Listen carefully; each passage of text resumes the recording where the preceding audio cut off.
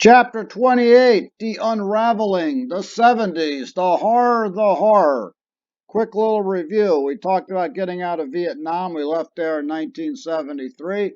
And of course, the whole thing collapses in 75. We talked about Nixon and Kissinger's foreign policy, détente, easing tensions with the Soviet Union and China. We also talked about the crisis of democracy.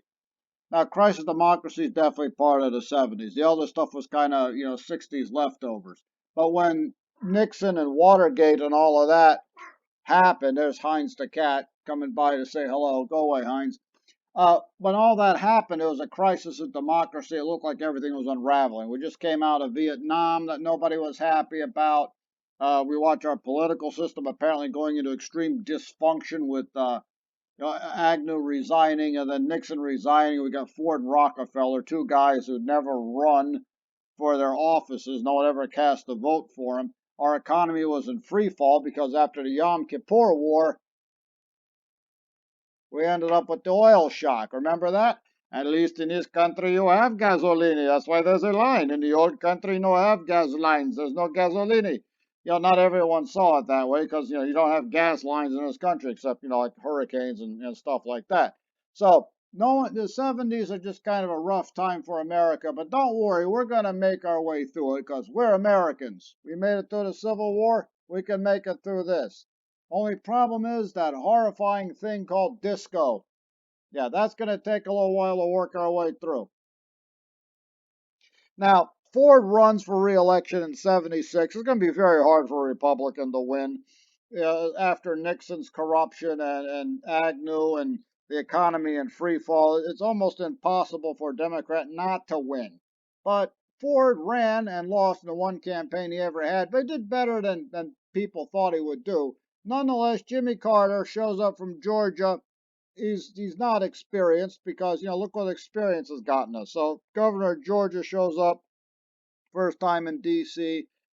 He's a good guy. People like Jimmy Carter, but he was a terrible president.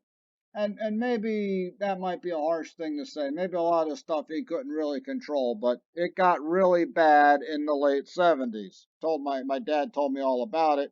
Of course, he came from post World War II Greece, so as bad as the 70s were, is an improvement for him. Well, just when you thought the oil crisis in 73 was bad, it came back again in 79. They're still upset with us over our support for Israel. 73 had the oil shock. Eventually, they start sending us oil again because, we need their oil and they need our money. Well, in 1979, they got mad at us again over Israeli support, and back to the gas lines we go. Look at this. Gas soars to 88 cents a gallon. Oh my God.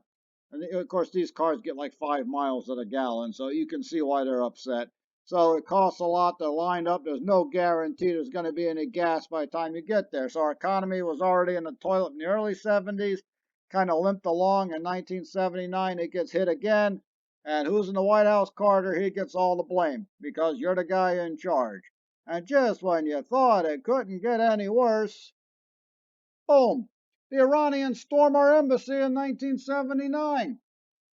Way back in the 50s, the CIA had launched a coup and overthrown an Iranian reformer and put the Shah back in charge. And a lot of Americans don't know this because, we're Americans. We don't really pay a lot of attention to stuff that goes on way outside our borders. But the rest of the world fights dirty and holds grudges. And Iran holds grudges for a very long time because before it was Iran, it was called Persia. And as you've guessed, Persia's been around a very, very long time. Well, on November the 4th, 1979, they stormed the embassy, take 52 Americans hostage, and they're going to hold them hostage all the way till January the 20th, 1981. It's extremely humiliating when someone storms your embassy, which, by the way, is an act of war, and takes people hostage, and you're not really sure what to do. If you do something that makes the Iranians mad, they're going to torture people or kill people. If you don't do anything, you look like an idiot because you're being held hostage by what is essentially a medieval theocracy. And then, of course, the oil crisis starts. We had oil from Iran. They're upset we supported Israel and the other Arab countries joining in, and we got the gas lines, and it's just a bad situation. And you're sitting here, the world's #1 superpower. You just got out of Vietnam. You watch your political system fall apart. You've got these idiots storming embassies and taking people hostage. Economy's in the toilet, and you're going to get very, very upset. And what is President Jimmy Carter supposed to do? Yeah, not a lot of options. And the hits just keep on coming, man. The Soviet Union invades Afghanistan. Well, the heavy forces came in on December the 27th. The KGB and everybody run in on the 24th. But now the Soviet Union's invaded Afghanistan, and everybody starts freaking out. Why are they freaking out about a Soviet invasion of Afghanistan? Well, before we get to that, someone in Moscow didn't read their history book because Afghanistan's going to turn into a Soviet Vietnam. They misspelled it, but they got the lesson down. Because Afghanistan is the kind of place you don't want to get mixed up in, kind of like Vietnam. But before we get to that, everyone gets hysterical because we have a crisis in Iran. They won't let oil come out of the Middle East, and it looks like the Soviet Union is invading the Middle East to take over the oil. Well, the maps don't lie, but people also can't read. Yeah, Mr. H did a paper on this. Yes, this puts them closer to the oil. But let's take a 1,000-mile detour through the Himalayas to get there. That's why it's not an attack on the oil fields. The reason the Soviet Union got mixed up in Afghanistan is because the communist government of Afghanistan took power in 1978 in a coup and tried to outlaw Islam. Not a good idea in an Islamic country. That's about to fall apart. The Soviet Union sends its own troops in there. Hey, it's Vietnam all over again, this time the Soviet version.